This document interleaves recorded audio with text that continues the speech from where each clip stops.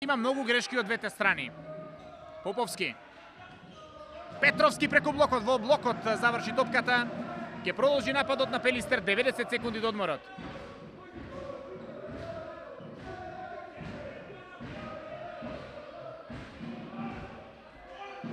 Кире Поповски. Митревски се уште без гол. Еве го преку блокот, Кире Митревски.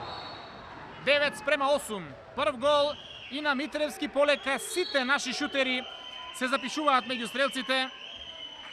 Дуделанш имаше во еден момент 6 разлика на половина од полувремето. Сега е само еден. Пелистер се враќа во мечот, но концентрацијата не смее да падне. Противникот повторно греши.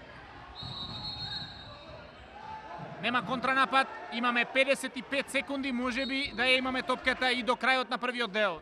А ако тој заврши со наш гол, тоа ќе биде идеален епилог. Митревски. Кире Поповски, излегува Зарков. Петровски, Зарков! Мајсторија на Александар Зарков. Го сврте околу себе чуварот и Пелистер за прв пат по оние почетни 0-0 израмнува. 15 секунди да се одбраниме пред одморот. Рајх, Оливие, Поке, веројатно тој ќе бие Поке. Фаулиране, веројатно исклучување. За жал, второ исклучување на Васко Димитровски. Ова не требаше да се случи на 5 секунди до крајот. Димитровски прави уште еден прекршок, наше четврто исклучување. Жолт картон и за Шундовски. Овој жолт картон практично не му го додели судијата Еверс, туку делегатот кој што забележа дека Шундовски е преагресивен, меѓутоа тој се обидуваше да го советува Васко Димитровски да не биде толку оштар во играта и еве заработи жолт картон. Сега најважно е овие 5 секунди да минат со наша добра одбрана.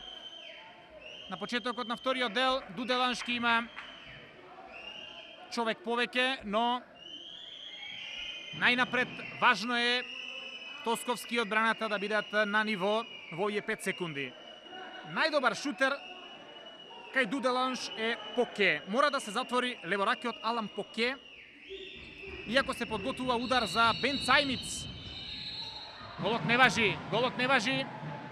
Мора да се признае, интелигентно ова го направија домакините, но не беше изведен казнениот удар од местото каде што беше направен прекршокот за исклучување. Оливие, повторно изненадување, но Тосковски брани по 11 пат.